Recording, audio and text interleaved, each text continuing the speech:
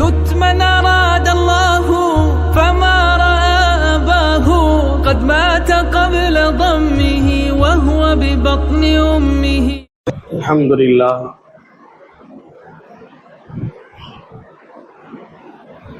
الحمد لله وكفى وسلام على عباده الذين اصطفى. أما بعد فقد قال الله تعالى في محكم التنزيل بعد أعوذ بالله من الشيطان الرجيم بفضل بسم الله الرحمن الرحيم وما أرسلناك إلا رحمة للعالمين. صدق الله العلي العظيم. وقال نبينا صلى الله عليه وسلم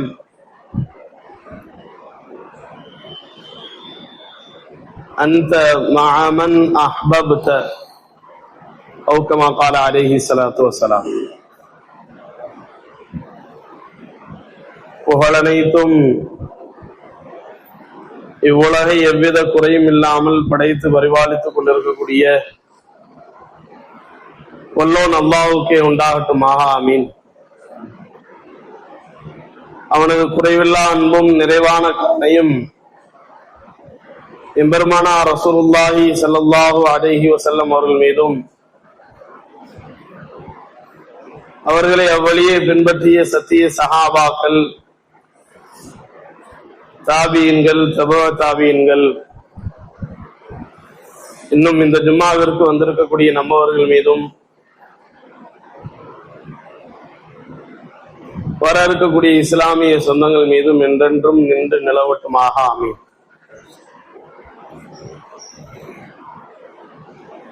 நியமிக்க அல்லாஹ்வின் நல்லடியார்களே,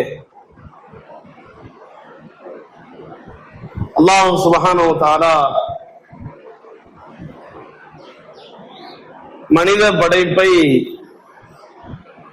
மிக உன்னதமானதாக உயர்ந்த நோக்கத்திற்காக என்பதாக குர்ஆனில் வழிநடுக பேசுகிறான். நாம் இந்த மனிதனை வீண் விளையாட்டுக்காக படைக்கவில்லை. அஃபஹஸிபுதும் அன்னமா கலக்னாக்கும் ஆபஸா, உங்களை படைக்கப்பட்டதனுடைய நோக்கம் வீண் விளையாட்டிற்காகவா என்பதாக நீங்கள் எண்ணிக்கொண்டு இருக்கிறீர்களா என்பதாக கேட்கிறார். மிக உயர்ந்த நோக்கம். அதே போன்று மனிதனுடைய படைப்பை பற்றியும் அல்லாஹ் சொல்லும் பொழுது லகத் ஹலக்னல் இன்சான ஃபீ அஹ்ஸனி தக்வீம், நாம் இந்த மனிதனை அழகிய உருவத்தில் மிக தீர்க்கமான தோற்றத்தில் நாம் படைத்திருக்கிறோம் என்பதாக மனிதனுடைய படைப்பை பற்றியும் அல்லாஹ் சொல்லுகின்றார். ஆக மனிதனுடைய படைப்பும் அழகானது, மனிதன் இந்த பூமிக்கு வந்த நோக்கமும் மிக உயர்ந்தது. ஆனால் மனித குலம் தான் வந்த நோக்கத்தை புரிந்து தனக்கு கொடுக்கப்பட்ட நியாமத்துகளை தனக்கு யாரின் மூலமாகவெல்லாம் அல்லாஹ் நியாமத்துகளை அருட்கொடைகளை செய்திருக்கிறான் என்பதை மனித குலம் ஒரு கணம் யோசித்தால் மட்டும் போதும், அவரவர்களுடைய வாழ்க்கை அல்லாஹுக்கு பொருத்தமானதாக மாறிவிடும் என்பதில் எந்த ஒரு ஐயமும் இல்லை. தான் எந்த நபரை கொண்டு கண்ணியப்படுத்தப்பட்டிருக்கிறேன், நான் எப்படிப்பட்ட சமூகத்தில் வந்திருக்கிறேன், நான் எவ்வளவு மகத்தான நபியினுடைய உம்மத்தாக இருக்கிறேன் என்பதை மனித சமூகம் விளங்குவதற்கு கட்டாயமாக இருக்கிறது. இன்னைக்கு அல்லாஹ் நல்லடியார்களே, அல்லாஹ் சுப்ஹானஹு வ தஆலா நபியினுடைய ரிசாலத்தை பற்றி, கண்மணி நாயகம் ரசூலுல்லாஹி ஸல்லல்லாஹு அலைஹி வஸல்லம் அவர்களுடைய வருகையை பற்றி சொல்லும் பொழுது வமா அர்ஸல்நாக இல்லா ரஹ்மத்தல் லில் ஆலமீன், உம்மை நாம் இந்த அகிலத்தாருக்கு ரஹ்மத்தாக அன்றி நான் அனுப்பவில்லை. உம்முடைய வருகை, உம்முடைய பிறப்பு, உம்முடைய தூதுத்துவம், உம்முடைய இறப்பு அத்துணையும் இந்த உம்மத்தினுடைய ரஹ்மத்தாக ஆக்கியிருக்கிறார்.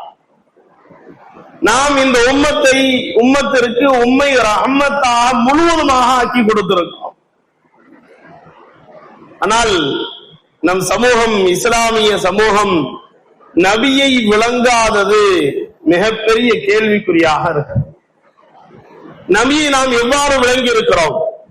ரபியுல் அவ்வல் மாதம், இந்த மாதம் பிறந்துட்டாலே ஒரு தரப்பினர் நபியின் மீது புகழ் மாலை ஓதுவது கூடாது, அதற்கான சபைகள் அமைப்பதோ, அதற்காக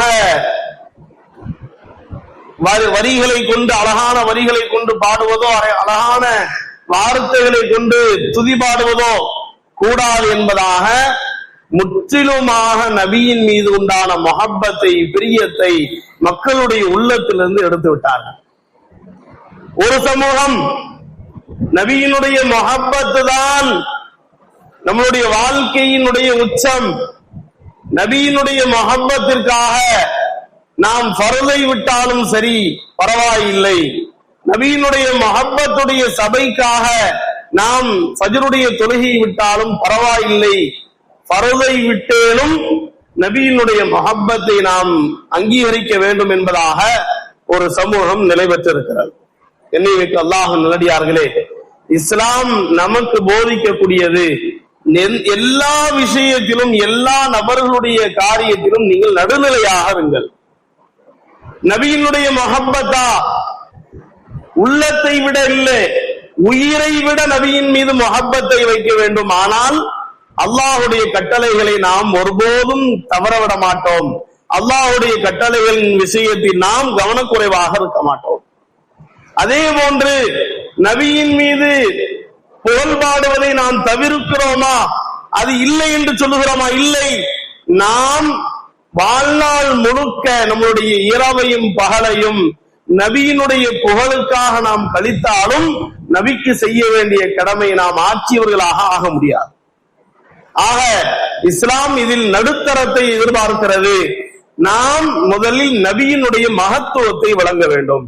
என்னைமிக்க அல்லாஹ் நல்லடியார்களே, அல்லாஹ் சுப்ஹானஹு வ தஆலா நம்மளுடைய வருகையை, நம்மளுடைய படைப்பினுடைய நோக்கமே மஹ்ஷருடைய மைதானத்தின் வெற்றிக்காகத்தான் என்பதாக பதிவு செய்கிறார். அல்லதி கலக்கல் மௌத வல் ஹயாத, இந்த சமூகத்தை படைத்ததன் நோக்கம் என்னன்னு சொன்னா மௌத்துக்காகத்தான். நாம பிறந்ததனுடைய நோக்கமே மௌத்தாகத்தான் பிறந்துட்டோம். நாம இந்த உலகத்துல நிரந்தரமாக வாழ்வதற்காக பிறக்கல. நாம இந்த உலகத்துல அனுபவிக்கக்கூடிய செல்வங்களோ அல்லது பிள்ளைகளோ அல்லது மனைவியோ அல்லது நாம வாழக்கூடிய வீடுகளோ அது நம்மிடமோ அல்லது நாம் அதனோடோ நிரந்தரமாக இருக்க போவதில்லை. மாறாக மௌத்தாகுவதற்காக நாம் பிறந்திருக்கிறோம். மௌத்துக்கு பின்பாக தயாரிப்பை நாம் எவ்வாறு செய்வது? மௌத்திற்கு பின்பாக நம்முடைய வெற்றிக்காக யாரெல்லாம் நமக்கு உதவ இருக்கிறார்கள், நம்முடைய வெற்றிக்காக விமோச்சனத்திற்காக யாரெல்லாம் நமக்கு உபகாரம் செய்ய இருக்கிறார்கள் என்பதை இந்த இஸ்லாமிய சமூகம் விளங்க வேண்டும், அதை புரிய வேண்டும். யாரும் நம்மோடு இருக்கக்கூடிய இந்த உலகத்தில் வாழக்கூடிய யாரும் நமக்கு உறுதுணையாக துணையாக இருக்க போறதில்லை. சூரா அபஸ் என்ற அத்தியாயத்தில் அல்லாஹ் தெளிவாக சொல்லுவான், கியாம நாள் ஆரம்பித்து விட்டால், சூர் ஓதப்பட்டு விட்டால், கேள்வி எனக்கு ஆரம்பமாக ஆக போகிறது என்ற செய்தி ஒவ்வொரு மனிதனுடைய காதில் வந்து விட்டால் அவன் யௌம யஃபிர்ருல் மர்உ மின் அஹீ, நம்ம விட்டு முதல்ல ஓடக்கூடிய நம்மளுடைய சகோதரன் தான். அல்லாஹ் தெளிவாக அந்த காட்சியாக தன்னுடைய குர்ஆன்ல பதிவு செய்கிறான். யாருக்காக நம்மளுடைய சொத்தை இழக்கிறோமோ, யாருக்காக தன்னுடைய வாலிபத்தை இழந்தோமோ, யாருக்காக தன்னுடைய வாழ்க்கை இழந்தோமோ, அந்த நபர்கள் எல்லாம் நாளை மறுமை நாளில் அல்லாஹ் சொல்லுகின்றான், யௌம யஃபிர்ருல் மர்உ மின் அஹீ, உம்முடைய சகோதரன் உன்னை விட்டு ஓடிடுவான்.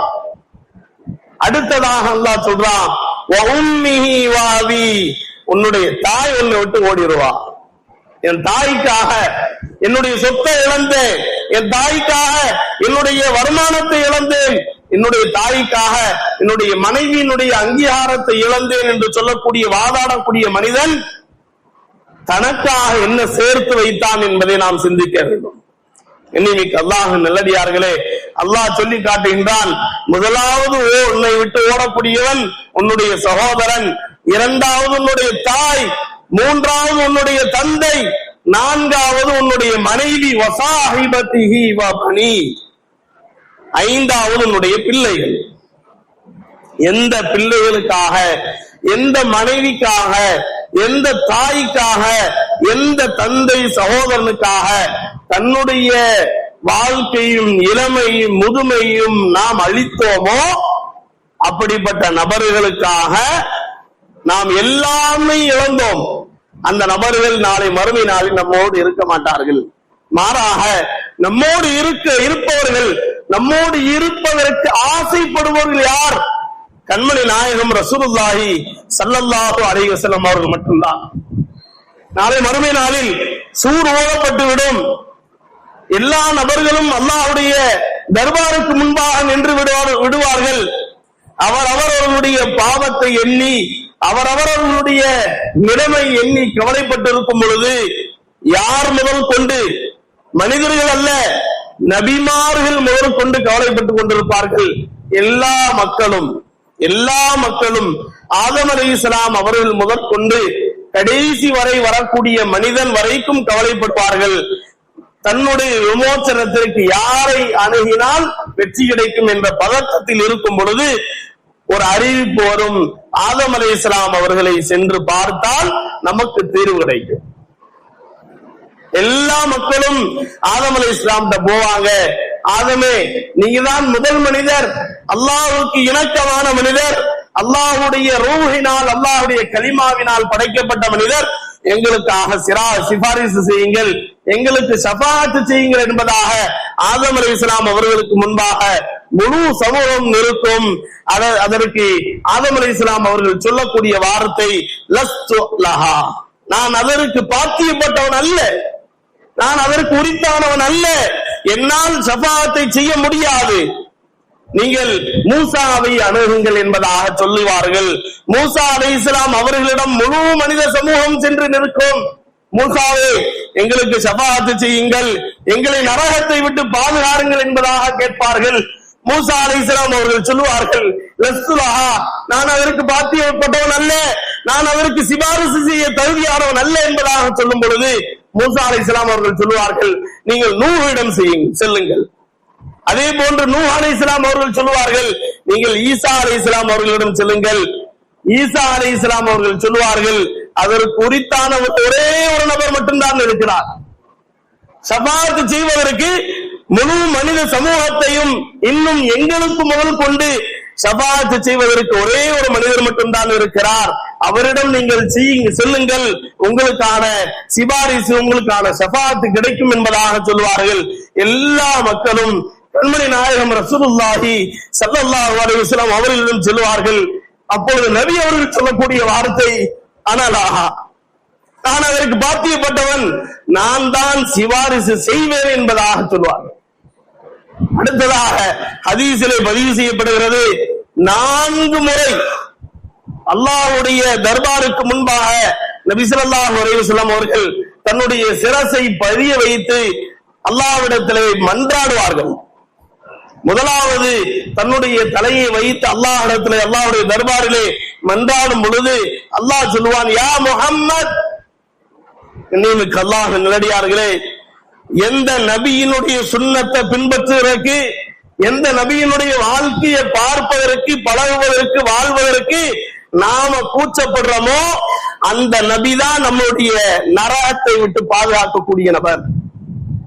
எந்த சுன்னத்தை தாடிய வைக்கிறதுக்கு நமக்கு அசிங்கமா இருக்கு, எந்த உறவை பேண சொல்லி நபி சொல்லி இருக்கிறாங்களோ அந்த உறவை பேணறதுக்கு எனக்கு கோபம் வருது, எனக்கு கூச்சம் வருது, எனக்கு வெட்கமாக இருக்குது, அந்த நபிதான் நம்மளுடைய நரகத்தை பாதுகாக்கக்கூடியவர், நம்மளுடைய வாழ்க்கையை விமோசனமாக ஆக்கக்கூடியவர்.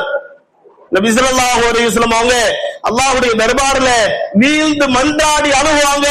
அப்ப அல்லாஹ் சொல்லுவான், யா முஹம்மத், முஹம்மதே இர்ஃபா ரஸக் சல் துஅதா, நீ என்ன கேட்கிறீங்களோ கேளுங்க, உங்களுக்கு நான் கொடுக்கிறேன் என்பதாக அல்லாஹ் சொல்லுவான். நபி அவர்கள் அந்த நாளில் 13 ஷஃபாஅத்தை செய்வார்கள். 13 வகையான நபர்களுக்கு அல்லாஹ்வுடைய அனுமதியோடு ஷஃபாஅத்தை செய்வார்கள். வேற யாரும் செய்ய மாட்டாங்க.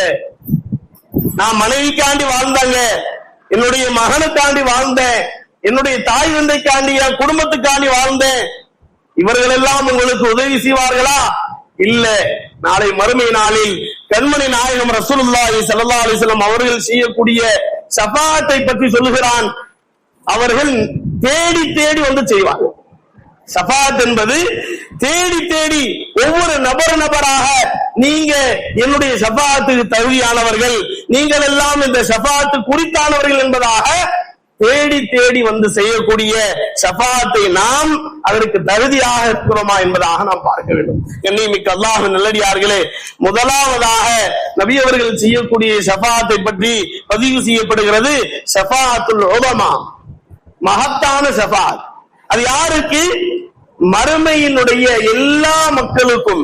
யாரெல்லாம் மஹ்ஷருடைய மைதானத்தில் இருக்கிறார்களோ அந்த மக்களுடைய வேதனை, மஹ்ஷருடைய வீரியத்தை குறைப்பதற்காக நபி ஸல்லல்லாஹு அலைஹி வஸல்லம் அவர்கள் எல்லா மக்களுக்கும், யா அல்லாஹ், இந்த மறுமை நாளினுடைய வீரியத்தை, வேகத்தை, கொடூரத்தை குறைப்பாயாக என்பதாக அல்லாஹ்விடம் ஷஃபாஅத் செய்வார்கள். இதில் முதல் வகையான ஷஃபாஅத். இரண்டாவது வகையான ஷஃபாஅத், யாரெல்லாம் இந்த தீனுக்காக, மார்க்கத்திற்காக தன்னுடைய உயிரை கொடுத்தார்களோ, தன்னுடைய உடலை கொடுத்தார்களோ, தன்னுடைய செல்வத்தை கொடுத்தார்களோ, தன்னுடைய குடும்பத்தை அனாதையாக ஆக்கினார்களோ, அப்படிப்பட்ட சஹாபாக்களுக்கு நபி அவர்கள் ஷஃபாஅத் செய்வார்கள்.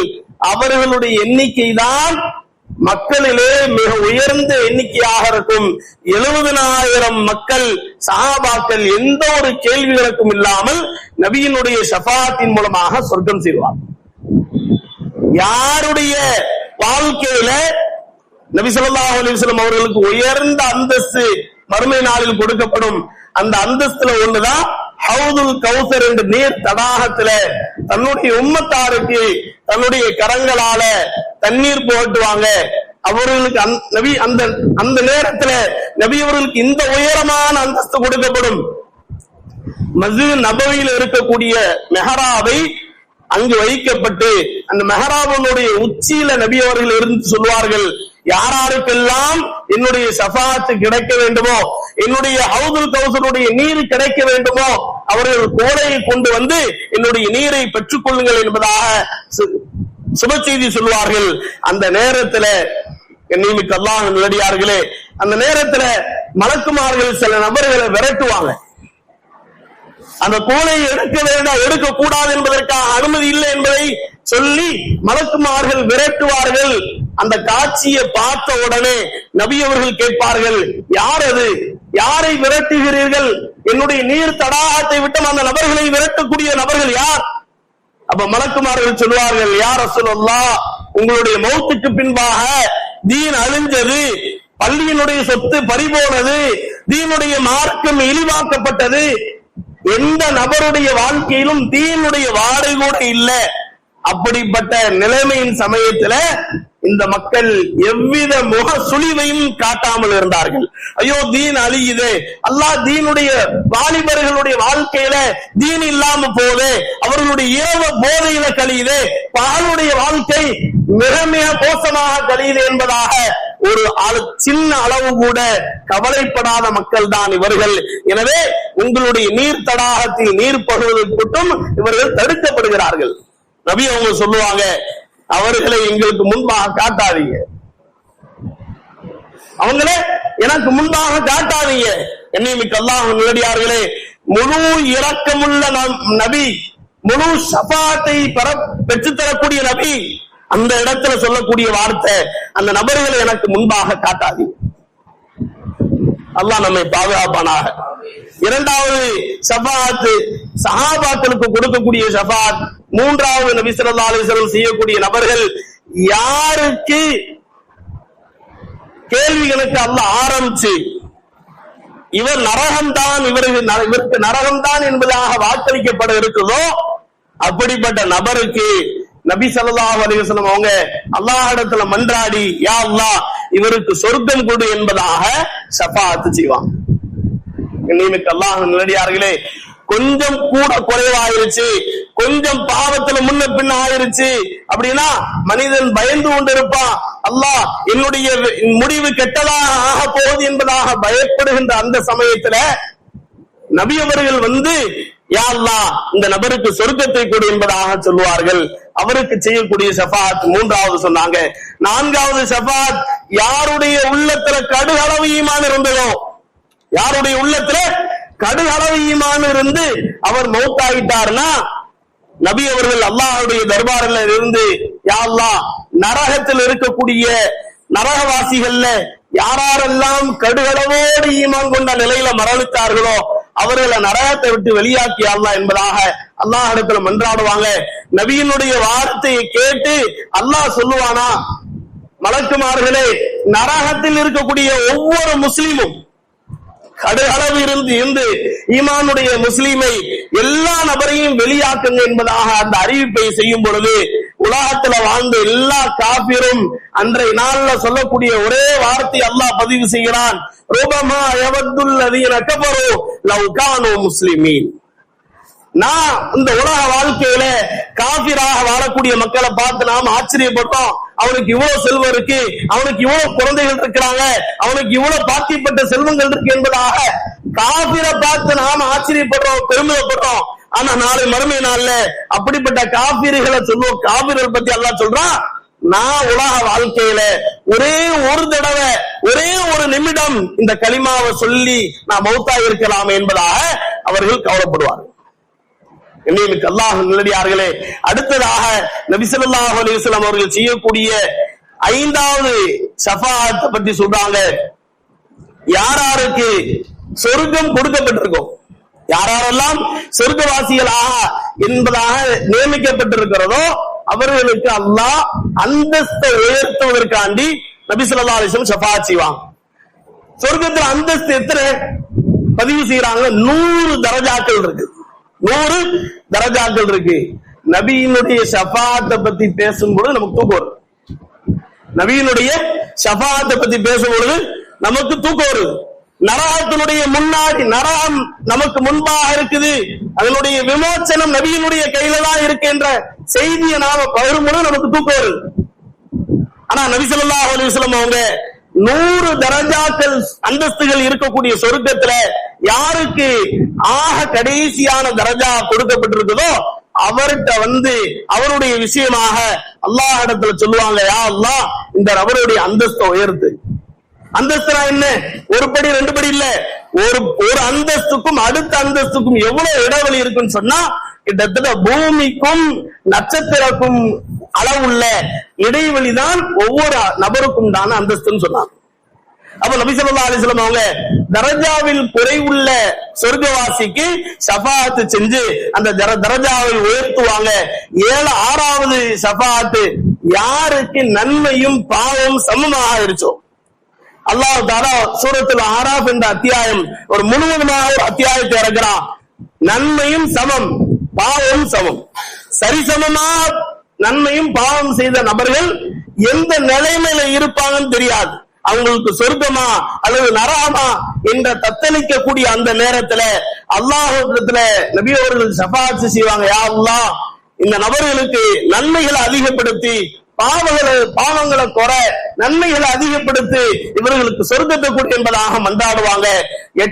7வது ஷஃபாஅத் சொல்றாங்க, யாராருக்கெல்லாம் எந்த ஒரு கேள்விகளுக்கும் இல்லாமல் சொர்க்கம் என்பதாக வாக்களிக்கப்பட்டிருக்கிறதோ அந்த மக்களை பாபுல் ஐமன் என்று சொல்லக்கூடிய சொர்க்க வாசல் வழியாக எல்லா மக்களையும் சொர்க்கத்துக்கு அனுப்பிட்டு நபி அல்லாஹ்வுடைய தர்பாருக்கு வருவாங்க.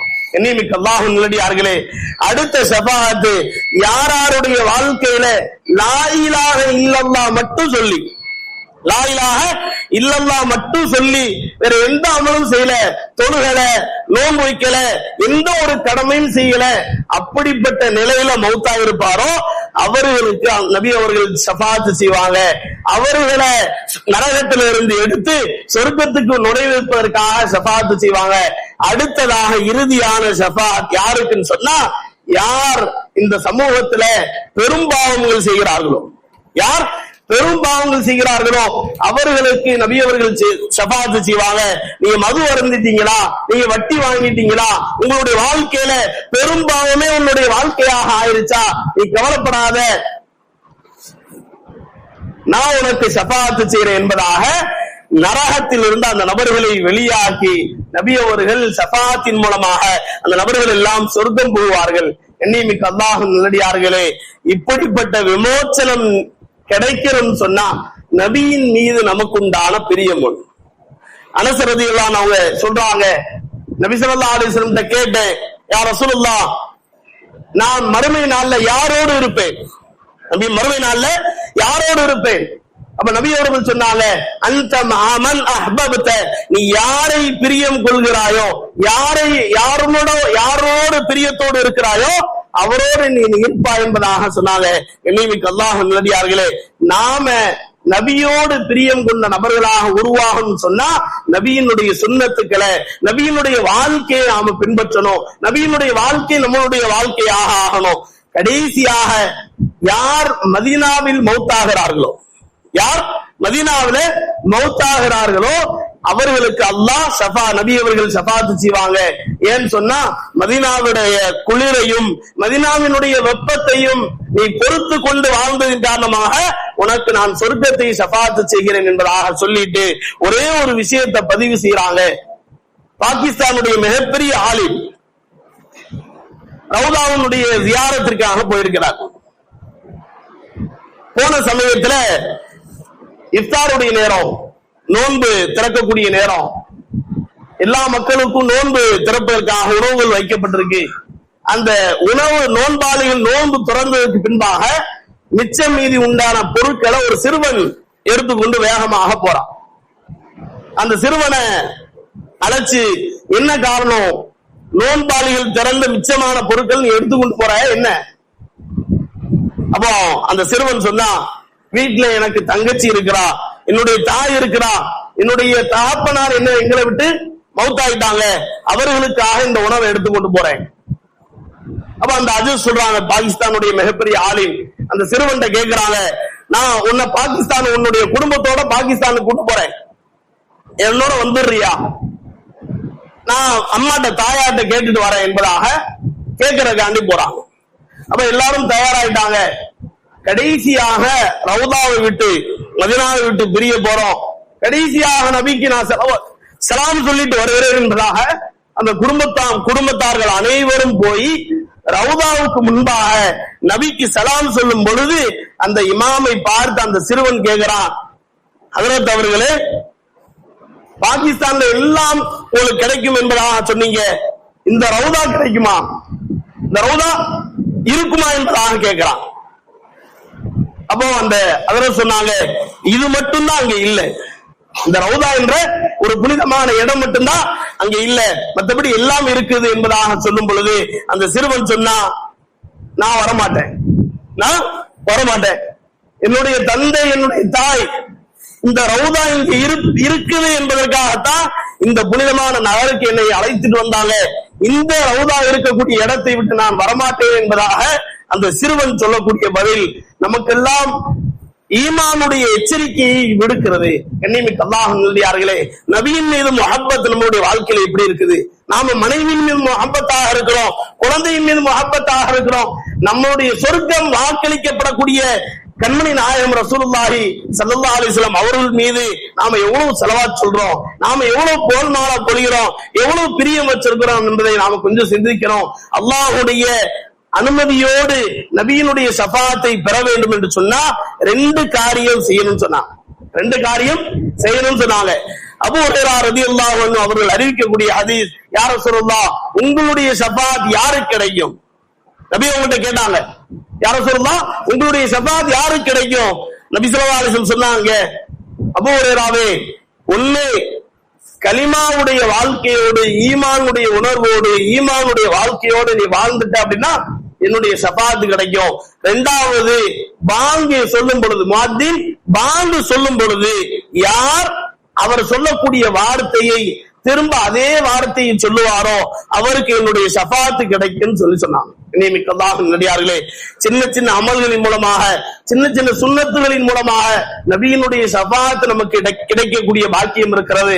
அல்லாஹ் மௌத்துடைய நேரத்தில் நபி நினைவிலும் கனவிலும் கண்டுகளிக்கக்கூடிய நல்ல நசீபை தருவானாக.